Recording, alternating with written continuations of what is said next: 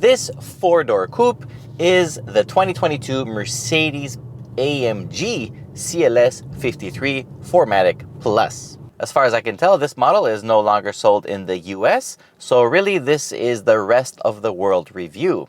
The 2022 CLS 53 AMG starts at 99,900 Canadian dollars, and as tested, this one is $110,000.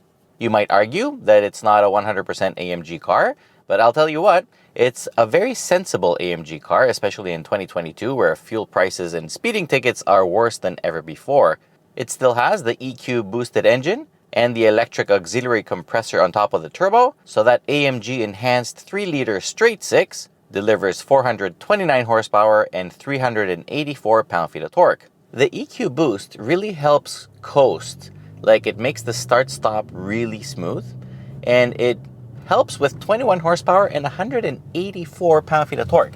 That's a lot of torque. So basically what that means is that, like, when you're really not on the gas, the engine is resting, it's off, and it really feels like this system does save some petrol. Performance is great and power comes on smoothly, so it's not an intimidating car to drive. You just have to be careful because it picks up speed really quickly without you really noticing. My wife found out the hard and expensive way. Pedal to the metal, 0 to 100 kilometers an hour is supposed to come in 4.5 seconds, and that's exactly what we measured. So nobody will ever call this car slow, even if it's not a V8. The gearbox is a 9-speed AMG speed shift twin clutch transmission, and it really knows what it's doing, and anything it does happens really quickly.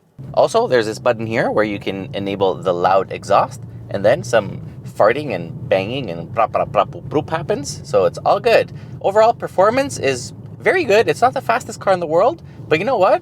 It's more than most people can handle, that's for sure. The upside is fuel economy. We drove this car in 2019 last time, and can I tell you, it feels like it's much improved because now our average combined is 11.5 liters per 100 kilometers, which is this much in miles per gallon. So no complaints whatsoever. It is premium fuel, but you know what?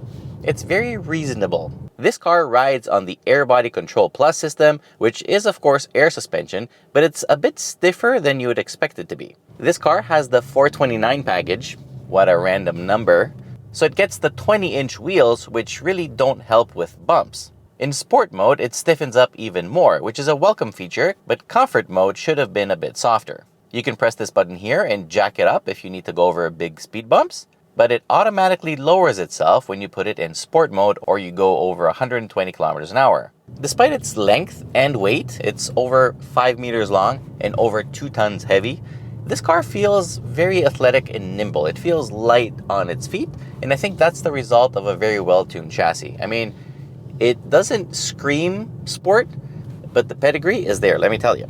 Handling is definitely GT style. This thing won't break any track records, but it holds momentum very easily and turns into corners with surprising confidence. The alignment is a bit more aggressive, and the bushings are either stiffened or completely eliminated. So as I said before, sporty elements are definitely here. The 4MATIC Plus system can deliver power to whichever wheel it wants, and it does that proactively by monitoring steering angle, speed, yaw, all that. If you want, you can even option it with drift mode. It is rear wheel biased, so in the corners, with the ESP set to either Advanced, Pro, or Master, it allows a little bit of slip angle, which is really cool in a 4-door luxury Mercedes. It is great. The brakes are super strong and feel amazing. You get 4 piston brake calipers at the front and floating calipers at the rear, and the brake pedal feels great. From 100 kilometers an hour, it came to complete stop in just 38 meters. The new style steering wheel is a work of art. It's just so beautiful, and with the Alcantara sides, it just feels very nice. And let me tell you, the steering rack itself, it has some life. It's not completely lifeless. It has some feel. It's good. Roominess is not bad, but not as good as it could for such a large vehicle. In the back, the middle seat is not the comfiest in the world, but at least now it's there, because in the past generations of the CLS, it was only a 4-seater. The other 2 corner seats are okay for adults to sit in. Obviously, the sloped roofline doesn't do any favors for headroom, but that's not too bad. Footroom, legroom are very decent. The seats are also heated, and there's some USB charging ports for the passengers in the back, so that's all good. The power lift trunk is 490 liters, which is not bad at all for the class. It does have a kind of narrow opening, but it's okay.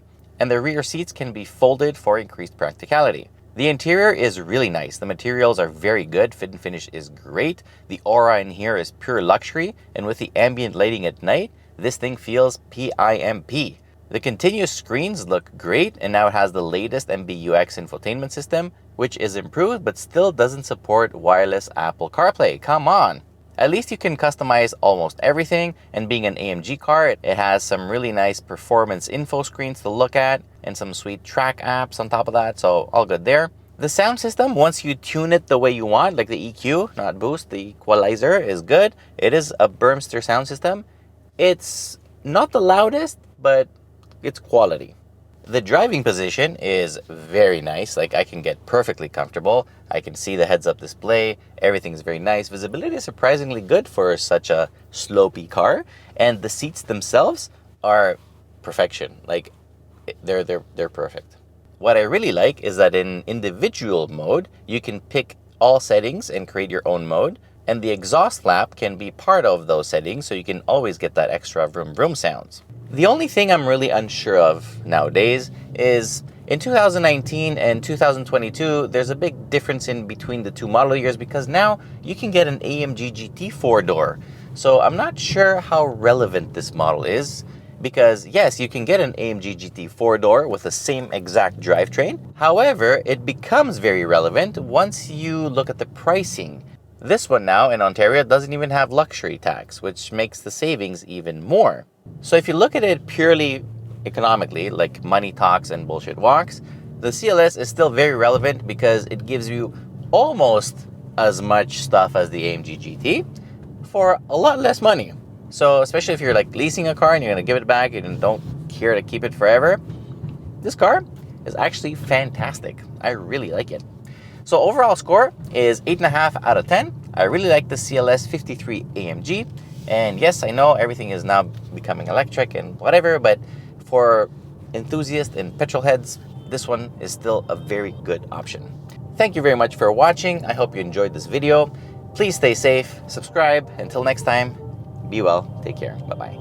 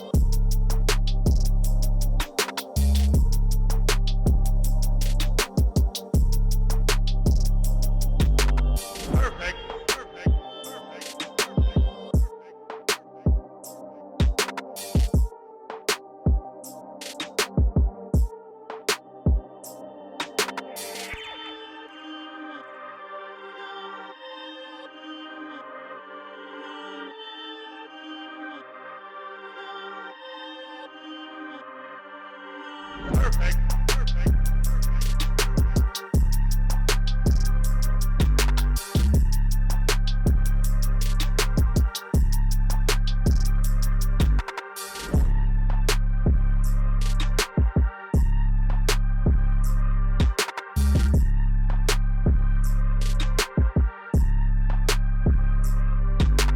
Perfect.